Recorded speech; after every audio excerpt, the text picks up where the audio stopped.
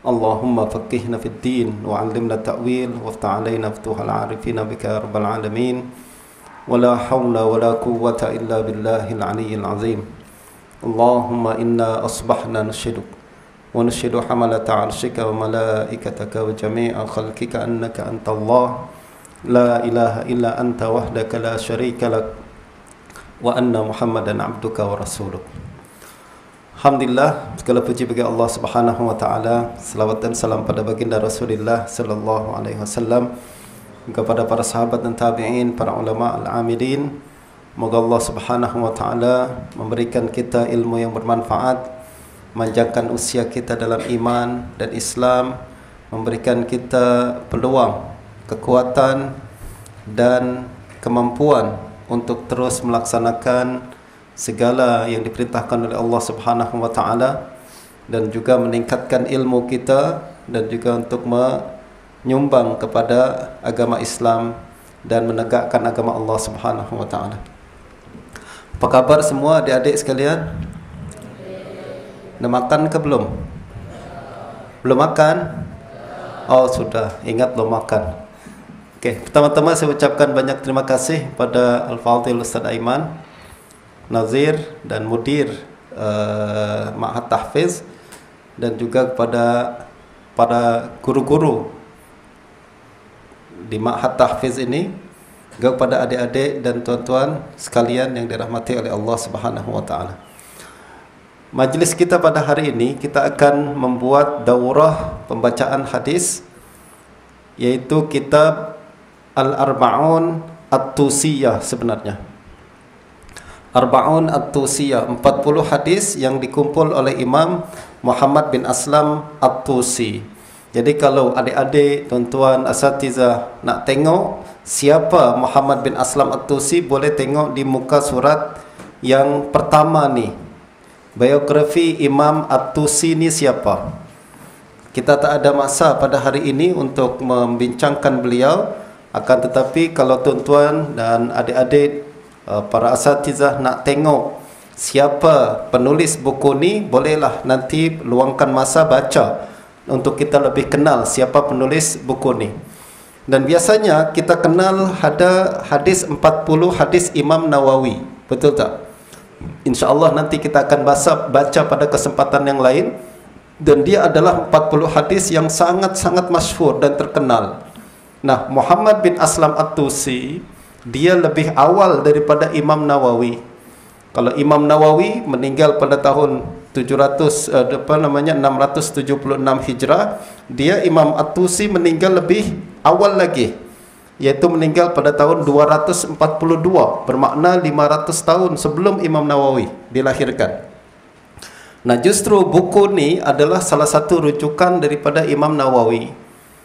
Nah, buku ni insya-Allah pada hari ini kita akan baca dan kita akan faham dan kita akan khatamkan kalau boleh insya-Allah dengan izin Allah Subhanahu wa taala. Hari ini kita nak baca hadis-hadis yang terdapat dalam buku ni. Jadi kita akan baca. Yang kedua, kita akan faham. Saya akan jelaskan sedikit kandungan hadis tersebut supaya kita faham. Dan yang ketiga, mudah-mudahan kita boleh khatam, betul tak? Dan biasanya tuan-tuan, dan tujuan daurah sebenarnya macam tu. Kita nak satu hari kita bagi peluang masa kita untuk baca kitab dari awal sampai akhir. Sebab biasanya kita kalau mengaji tuan-tuan setengah-setengah. Kenapa? Datang kita belajar hadis atau belajar kitab fiqh dalam satu majlis di surau bersama seorang ustaz. Baca kitab berkenaan dengan taharah dulu. Biasanya fiqh dimulakan dengan wudu, itu kan, mandi dan lain sebagainya. Di tengah jalan belum khatam, sama ada ustaz dia pindah ke negeri lain atau ustaz tu meninggal dunia, betul tak? Akhirnya kita tak khatam lagi baca buku tu. Datang ustaz yang baru, ulang balik daripada pertama lagi. Nah, sekarang pada hari ini kita nak baca kitab dari awal sampai akhir, mudah-mudahan, dan khatam. Lalu yang kita buat sekarang ni, kita bermula pada pukul 9. Betul tak sekarang pukul 9? Sekarang bermula pada pukul 9. Nanti kita akan rehat pada pukul 1 tengah hari untuk solat zuhur, betul tak? Dan makan tengah hari. Selepas tu kita akan mula semula pada pukul 2. Dan pada pukul 2 hingga pukul 4 mudah-mudahan kita anggarkan sudah khatam pembacaan buku ni. Okey? Boleh tahan ke tak boleh tahan ni? Boleh kan, insya-Allah. Kita akan coba untuk khatamkan pada hari ini. Nah, kita akan mulakan dengan mukaddimah terlebih dahulu. Apa yang dimaksud dengan 40 hadis fardu ain ni? Sebenarnya Imam Muhammad bin Aslam At-Tusi dia tak bagi tajuk 40 fardu ain, tak. Beliau hanya meletakkan kitab ni disebut 40 At-Tusi sahaja. Tapi kalau kita baca buku ni dari awal sampai akhir, kita akan nampak bahawa konsep dia sebenarnya adalah buku ini berbincang berkenaan dengan apa arti kita menjadi seorang mukmin. Kadang kita mengaku orang Islam, tapi kita tak tahu apa sebenarnya makna menjadi seorang Islam ni. Kita mengaku jadi orang mukmin, tapi kita tak tahu sebenarnya mukmin ni mesti buat apa. Nah, sekarang kita akan nampak bahawa sifat-sifat mukmin dari awal sampai akhir tu macam mana. Ini yang kita akan baca dalam semua buku tersebut. Dan dalam mukaddimah kita akan nampak nanti Imam At-Tusi menyebut bahawa seorang mukmin adalah secara umumnya tidak mengganggu orang lain dan selalu menjaga wudu. Sekarang kita mulakan tuan-tuan pembacaan buku ni insya-Allah. Buka muka surat mukaddimah, muka surat 2 di dalam.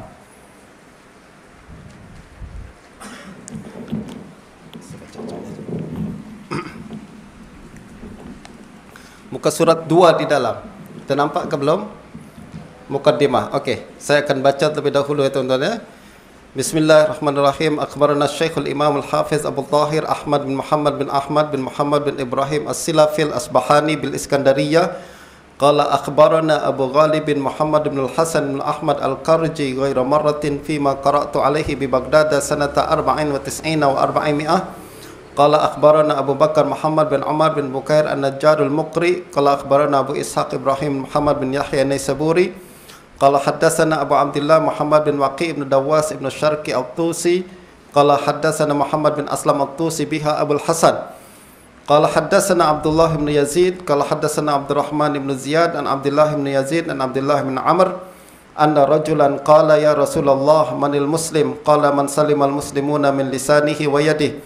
Qala famanil mu'min? Qala man aminahu an-nasu ala anfusihim wa amwalihim. Qala famanil muhajir? Qala man hajara as-sayyi'at. Qala famanil mujahid? Qala man jahada nafsahu lillahi azza wa jal. Qala haddatsana Ya'la ibn Ubaid qala haddatsana al-A'mash an Salim bin Abil Ja'd an Sauban radhiyallahu anhu qala qala Rasulullah sallallahu alaihi wasallam istaqimu wa lan tuhsu wa'lamu anna afdhala a'malikum as-salah wa la yuhafidhu 'ala al-wudu'i illa mu'min. Terjemahannya, tuan-tuan baca di sini ada Syekhul Imam Al-Hafiz Abu Tahir. Ini adalah sanad yang akan menghubungkan kita dengan penulis asal yaitu Imam Muhammad At-Tusi. Kita masuk ke nombor 1. Abdullah bin Yazid memberitahu kami, Abdurrahman bin Ziyad memberitahu kami daripada Abdullah bin Yazid daripada Abdullah bin Amr. Ini dalam ilmu hadis disebut sebagai sanad. Sanad ya. Sanad maknanya lah perawi-perawi yang menghubungkan, yang menyampaikan hadis ini daripada Nabi sampai kepada kita. Nanti kita akan belajar pada ilmu yang lain pada masa yang lain kenaan dengan ilmu sanad ni macam mana. Nah, Abdullah bin Amr, ya Abdullah bin Yazid memberitahu kami, Abdurrahman bin Ziyad memberitahu kami daripada Abdullah bin Yazid daripada Abdullah bin Amr. Abdullah bin Amr adalah sahabat Nabi bernama Abdullah bin Amr bin As. Beliau berkata, seorang laki-laki berkata, wahai Rasulullah, siapakah Muslim? Baginda bersabda, seseorang yang selamat orang ramai daripada kejahatan lidah dan tangannya. Jadi ada seorang datang pada Nabi lalu dia berkata, Rasulullah, Muslim tu siapa? Maksudnya apa? Sifat Muslim tu macam mana? Sifat Muslim macam mana? Itu tadi saya katakan bahawa kita kadang jadi orang Islam tapi kita tak tahu sifat Muslim sepatutnya seperti apa. Nah, sekarang kita nak belajar nih. Secara umum, Muslim kata Nabi sallallahu alaihi wasallam adalah seseorang yang selamat orang ramai daripada kejahatan lidah dan tangannya. Muslim, Islam diambil daripada kata Islam. Islam bermakna selamat asalnya kan. Salima maknanya selamat. Nah, justru orang Islam mesti punya sifat selamat. Apa maksud sifat selamat? Maknanya orang ramai selamat daripada lidah dan tangannya. Bermakna orang Islam mesti tak boleh ganggu orang. Sama ada ganggu dengan lidahnya, menyakiti orang, menghina orang, atau mencela orang. Orang Islam bukan sifat dia suka mencela. Zaman sekarang orang suka buat macam tu, sikit-sikit membidas orang lain, sikit-sikit mencela orang lain. Orang Islam tak boleh macam tu. Belum sempurna Islam seseorang kalau dia suka mencela orang lain. Sebab sifat utama orang Islam, kata Nabi, adalah orang ramai selamat daripada kejahatan lidah dan juga selamat daripada kejahatan tangannya. Dia boleh jaga tangan, dia boleh jaga lidahnya. Itu orang Islam. Beliau berkata lagi, siapakah mukmin? Baginda bersabda, seseorang yang berasa aman orang ramai pada diri dan harta mereka daripada gangguannya. Mukmin diambil daripada kalimat aman. Mukmin diambil daripada kalimat aman. Justru kalau orang beriman, bermaknanya adalah orang yang memberikan keamanan pada orang lain. Orang Islam bukan suka ganggu orang. Orang Sikh Islam bukan suka tindas orang lain. Orang Islam adalah memberikan keamanan kepada orang lain pada apa? Pada diri dan harta mereka. Maknanya kalau orang kasih kita amanah, orang letak diri diamanahkan kepada kita, misalkan ada orang datang meminang anak orang lain, kawinkan dengan dia, dia boleh jaga anak orang tu dengan baik. Sebab orang mukmin jaga amanah, betul tak? Kalau dia dibagi harta, orang titip duit, dia jaga dengan baik. Kenapa? Sebab orang mukmin adalah punya sifat aman dan amanah. Jadi kalau orang mukmin tak punya sifat ni, dia belum mukmin sebenarnya. Beliau bertanya lagi, siapakah muhajir, orang yang hijrah? Baginda menjawab, seseorang yang menjauhi kejahatan. Sekarang kita dah tahu muslim, kita dah tahu mukmin, sekarang muhajir. Muhajir maknanya apa? Orang yang berhijrah. Hijrah ni dulu zaman Nabi pindah dari Mekah ke Madinah. Tapi zaman sekarang sudah tak ada lagi pindah-pindah ni. Tak ada kewajipan kita pindah dari satu negeri ke negeri yang lain. Tapi masih ada kewajipan kita untuk meninggalkan sesuatu yang buruk kepada sesuatu yang baik. Dan orang yang menjauhi perkara yang buruk disebut juga muhajir, orang yang berhijrah. Nanti kita biasanya setiap tahun ada apa? Ada tahun baru hijrah, 1 Muharram kan? Ada tokoh ma'al hijrah, betul tak? Ada tokoh ma'al hijrah. Siapa sebenarnya tokoh ma'al hijrah ni? Apa sifat dia? Mengikut hadis, tokoh ma'al hijrah adalah orang yang tinggalkan kebiasaan lama dia kepada kebiasaan baru dia. Kalau dulu tak pernah datang surau, sekarang suka datang surau. Itu tokoh ma'al hijrah tu.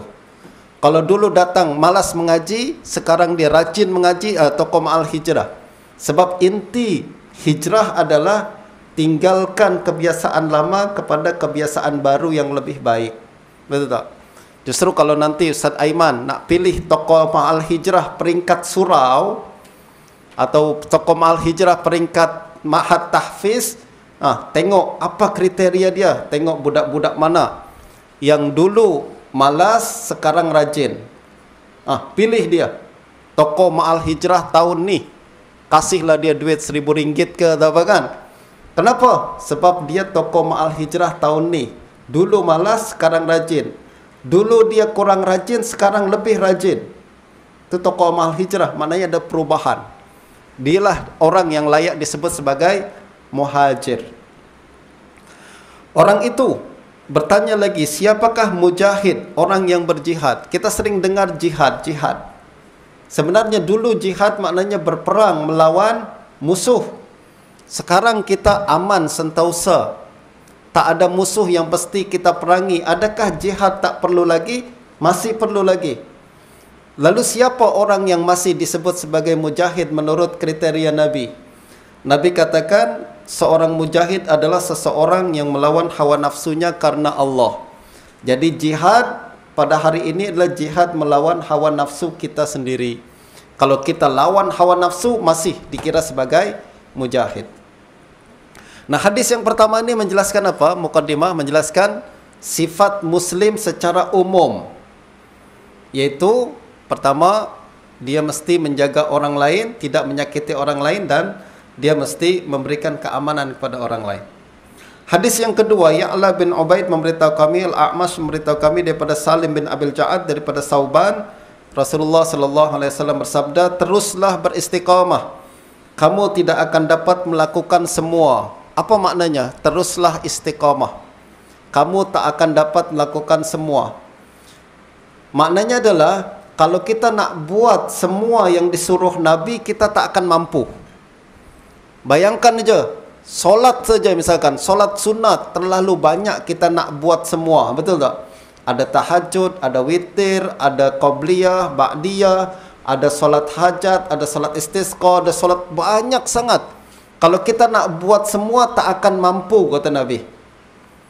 Justru apa? Fokus kita bukan semua, tapi istiqamah. Yang Nabi suruh istiqamah, bukan semua. Jelas kata tuan-tuan ni? Yang Nabi suruh fokus kepada istiqamah, sikit tapi berterusan, bukan banyak tapi tak pernah buat lagi selepas tu. Justru yang Nabi suruh istiqamah lah. Pilihlah mana yang kita boleh buat. Solat sunat apa yang kita boleh buat. Misalkan tahajud, buat. Walaupun 2 rakaat istiqamah sampai kita meninggal dunia. Duha kita buat istiqamah sampai meninggal dunia. Tak payah kita nak buat semua, kita tak akan boleh buat semua. Kata Nabi, tak akan boleh buat semua. Yang ada adalah fokus kepada sikit tapi istiqamah. Nah, ini pun saya nak galakkan pada adik-adik pelajar di tahfiz ni, selain kita mengaji, menghafal, penting kita punya amalan yang kita kena jaga daripada kecil ni. Apa dia? Misalkan macam tadi, solat sunat. Solat fardu confirm lah, tak boleh tinggal. Pilihlah solat sunat yang kita nak jadikan amalan. Solat sunat apa Ustaz? Mana yang awak boleh buat. Tak payah banyak, yang penting rutin. Tak pernah kita tinggalkan. Tak payah banyak, tapi rutin. Apa dia? Kalau boleh duha, boleh buat duha 2 rakaat je setiap hari, buat. Atau solat sunat qabliyah subuh, rutin kita buat, tak payah tak pernah kita tinggal, buat. Sebab yang Nabi suruh istiqamah, bukan semua. Jelas tuan-tuan? Ketahuilah bahawa sebaik-baik amalanmu adalah salat. Tidaklah seseorang menjaga wudu melainkan dia adalah mukmin. Kata Nabi, ketahuilah bahawa sebaik-baik amalanmu adalah salat. Tadi Nabi suruh kita istiqamah. Istiqamah dalam apa? Dalam semua amalan baik yang kita boleh pilih. Ingat kata Nabi, amalan yang terbaik adalah solat. Justru jadikan solat sunat kita pilih untuk kita istiqamahkan, walaupun sikit. Sebab dialah amalan yang paling baik. Tidaklah seorang menjaga wudu melainkan dia mukmin. Dan mukmin juga sifatnya kata Nabi di sini adalah apa dia? Selalu menjaga wudu. Tadi yang pertama, sifat mukmin adalah kata Nabi tak ganggu orang dan boleh jaga amanah. Itu hadis pertama, betul tak? Hadis yang kedua, sifat mukmin juga adalah jaga wudu. Istilah kita sekarang jaga kebersihan. Mukmin mesti bersih. Jangan mukmin kotor sangat. Apalagi pelajar tahfiz, ya kan? Awak mandi ke tak? Tak mandi, macam mana? Pelajar tak mandi misalkan. Orang mukmin tak mandi, tak boleh. Islam selalu jaga kebersihan, jaga wudu. Sebab sifat mukmin macam tu kata Nabi. Selalu jaga wudu, jaga kebersihan. Apalagi zaman sekarang ni tuan-tuan kan, kita ada isu apa? Virus coronavirus. Apa yang digalakkan untuk menjaga diri kita daripada virus ni? Semua kata doktor-doktor cakap apa? Jaga kebersihan. Balik ke rumah, basuh tangan dengan sabun. Balik rumah, basuh tangan dengan sabun.